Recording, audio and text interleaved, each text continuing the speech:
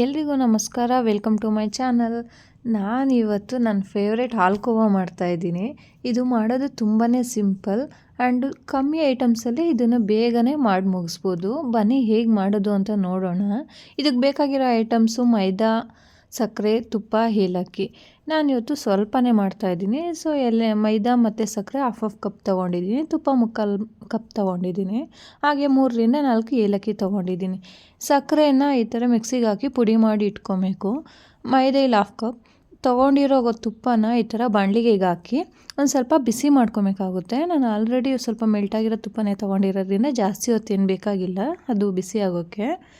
ಹಾಗೆ ತೊಗೊಂಡಿರೋ ಮೈದಾನ ಹಾಕಿ ಮಿಕ್ಸ್ ಮಾಡ್ಕೊಬೇಕು. ಸ್ವಲ್ಪ ಲೋ ಫ್ಲೇಮಲ್ಲಿ ಇಟ್ಕೊಂಡು ತುಂಬ ಹೊತ್ತು ಅಂದರೆ ತುಂಬ ಹೊತ್ತೇನಿಲ್ಲ, ಒಂದು 10ರಿಂದ 12 ನಿಮಿಷ ಲೋ ಫ್ಲೇಮಲ್ಲಿ ಈ ಥರ ಮಿಕ್ಸ್ ಮಾಡ್ಕೊಂಡು ನೀಟಾಗಿ ಹುರ್ಕೊಬೇಕಾಗುತ್ತೆ. ಇದು ಚೆನ್ನಾಗಿ ಮಿಕ್ಸ್ ಮಾಡೋದು ತುಂಬಾ ಇಂಪಾರ್ಟೆಂಟು. ನಾವು ಚಿಕ್ಕವರಿದ್ದಾಗ ತುಂಬಾ ಇಷ್ಟಪಟ್ಟು ತಿಂತಿದ್ರಿ ಹಾಲ್ಕೋವಾ, ಆಮೇಲೆ ಕಡಲೆ ಬೀಜ ಚಿಕ್ಕಿ, ಅದೆಲ್ಲ ತುಂಬಾ ಇಷ್ಟಪಟ್ಟು ತಿಂತಿದ್ರಲ್ವ. ಸೊ ನಾವು ಮನೆಯಲ್ಲೇ ಮಾಡೋರು. ಸೊ ಹಾಗಾಗಿ ನಾನು ಇವತ್ತು ಆ ರೆಸಿಪಿನ ನಿಮ್ಮ ಜೊತೆ ಶೇರ್ ಮಾಡ್ಕೊತಾ ಇದ್ದೀನಿ. ನಾನಿವತ್ತು ಮನೇಲೇ ಮಾಡಿರೋ ತುಪ್ಪ ಯೂಸ್ ಮಾಡ್ಕೊಂಡು ಮಾಡ್ತಿರೋದ್ರಿಂದ ಹಾಲ್ಕೋವಾ ಇನ್ನೂ ಟೇಸ್ಟ್ ಸೂಪರ್ ಸಖತ್ತಾಗಿ ಬರುತ್ತೆ. ನೀವು ಆದಷ್ಟು ಮನೇಲೇ ಮಾಡಿರೋ ತುಪ್ಪದಿಂದ ಮಾಡಿದ್ರೆ ಚೆನ್ನಾಗಿರುತ್ತೆ, ಅಥವಾ ಹೊರಗಡೆ ತಂದಿರೋ ಚೆನ್ನಾಗಿರೋ ತುಪ್ಪದಿಂದನೂ ಮಾಡಬಹುದು. ಇದು ಮೊದಲು ಈ ಥರ 2 ತುಪ್ಪ ಮತ್ತು ಮೈದಾ ಹಾಕಿ ನೀಟಾಗಿ ಮಿಕ್ಸ್ ಮಾಡ್ಕೊಂಡು ಹುರ್ಕೊಳೋದು ಇಂಪಾರ್ಟೆಂಟ್ ಆಗುತ್ತೆ. ಸ್ವಲ್ಪ ಜಾಸ್ತಿ ಉರಿ ಇಟ್ಬಿಟ್ರೆ ಒಂದು ಸ್ವಲ್ಪ ಸೀದ್ಬಿಡುತ್ತೆ, ಆಗ ಹಾಲ್ಕೋವಾ ಕಹಿ ಬರುತ್ತೆ.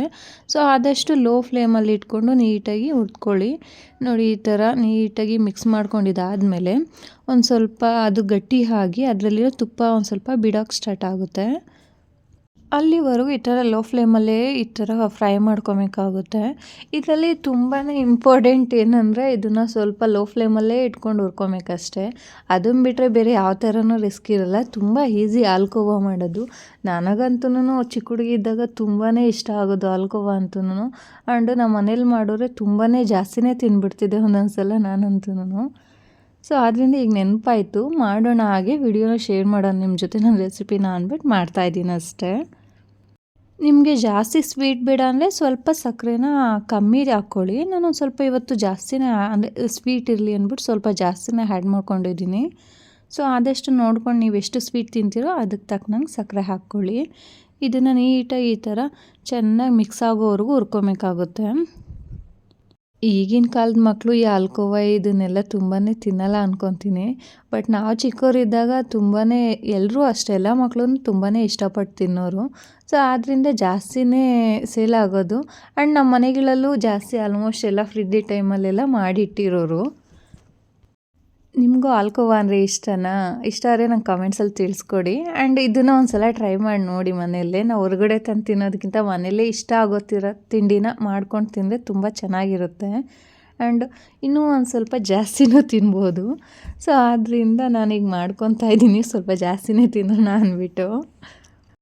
ತುಪ್ಪ ಮತ್ತು ಮೈದಾನ ಎರಡನ್ನೂ ಹಾಕಿ ಮಿಕ್ಸ್ ಮಾಡ್ಕೊಂಡಿದ್ದಾದಮೇಲೆ ಅದಕ್ಕೆ ಬರ್ತಿದ್ದಾಗೆ ಒಂದು ಸ್ವಲ್ಪ ಆಫ್ ಮಾಡ್ಕೊಬೇಕಾಗುತ್ತೆ. ಇದನ್ನು ಅಂದರೆ ಆಫ್ ಮಾಡಿಕೊಂಡು ಸ್ವಲ್ಪ ಆರಿಸ್ಕೊಬೇಕು. ಇದು ತಣ್ಣಗೆ ಆಗಿದ್ದಾದಮೇಲೆ ನಾವು ಪುಡಿ ಮಾಡಿ ಇಟ್ಕೊಂಡಿದ್ರಲ್ವ ಸಕ್ಕರೆ ಮತ್ತು ಏಲಕ್ಕಿ, ಆ ಪೌಡ್ರನ್ನ ಹಾಕಿ ಮಿಕ್ಸ್ ಮಾಡ್ಕೊಬೇಕಾಗುತ್ತೆ. ಇದನ್ನು ಹಾಕಿ ನೀಟಾಗಿ ಮಿಕ್ಸ್ ಮಾಡ್ಕೊಬೇಕು. ಸ್ವಲ್ಪ ತಣ್ಣಗೆ ಆಗಿಬಿಡ್ಬೇಕು ಮೈದಾ ಮತ್ತು ತುಪ್ಪ ಮಿಕ್ಸ್ ಆಗಿರೋದು. ತಣ್ಣಗೆ ಆಗಿದ್ದಾದಮೇಲೆ ಸಕ್ಕರೆನ ಹಾಕಿ ಮಿಕ್ಸ್ ಮಾಡ್ಕೊಬೇಕಾಗುತ್ತೆ. ತುಂಬಾ ಈಸಿಯಾಗಿ ಮಾಡ್ಬೋದು ಈ ರೆಸಿಪಿನ. ಬಟ್ ಸ್ವಲ್ಪ ಶುಗರ್ ಜಾಸ್ತಿ ಆ್ಯಡ್ ಮಾಡ್ಕೊತೀರಲ್ಲ, ಸೊ ಡಯಟ್ ಮಾಡೋರಿಗೆಲ್ಲ ಸ್ವಲ್ಪ ಇದು ತಿಂದಿರೋ ಇದರಿಂದ ದೂರ ಇದ್ರೇ ಒಳ್ಳೆಯದು. ಬಟ್ ನಾವೆಲ್ಲ ಡಯಟ್ ಮಾಡಲ್ವಲ್ಲ, ಸೊ ಯಾವ ಥರ ಸ್ವೀಟ್ಸ್ ಬೇಕಾದ್ರೂ ತಿನ್ನಬೇಕು ಅನ್ಸ್ದಾಗ ಮಾಡ್ಕೊಂಡು ತಿಂತಾ ಇರೋದೇ ಬೆಟರು.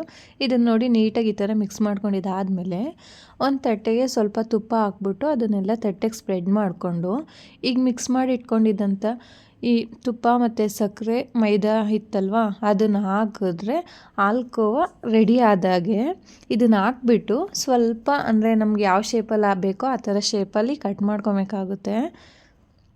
ನಾನು ಆಗಲೇ ಹೇಳ್ದಂಗೆ ತುಂಬ ಕಷ್ಟ ಏನಲ್ಲ ಹಾಲ್ಕೋವಾ ಮಾಡೋದು, ಬಟ್ ಮಿಕ್ಸ್ ಮಾಡೋದಿದೆಯಲ್ವ ಅದೊಂದು ಇಂಪಾರ್ಟೆಂಟ್ ಅಷ್ಟೇ. ನೆಕ್ಸ್ಟ್ ನಾವು ಮಿಕ್ಸ್ ಮಾಡಿ ಇಟ್ಕೊಂಡಿದ್ದಂಥ ಇದನ್ನು ತಟ್ಟೆಗೆ ಹಾಕಿ ಈ ಥರ ಕಟ್ ಮಾಡ್ಕೊಬೇಕಾಗುತ್ತೆ. ಸ್ಕ್ವೇರ್ ಟೈಪಲ್ಲಿ ಕಟ್ ಮಾಡ್ಕೊತಾ ಇದ್ದೀನಿ ನಾನೀಗ.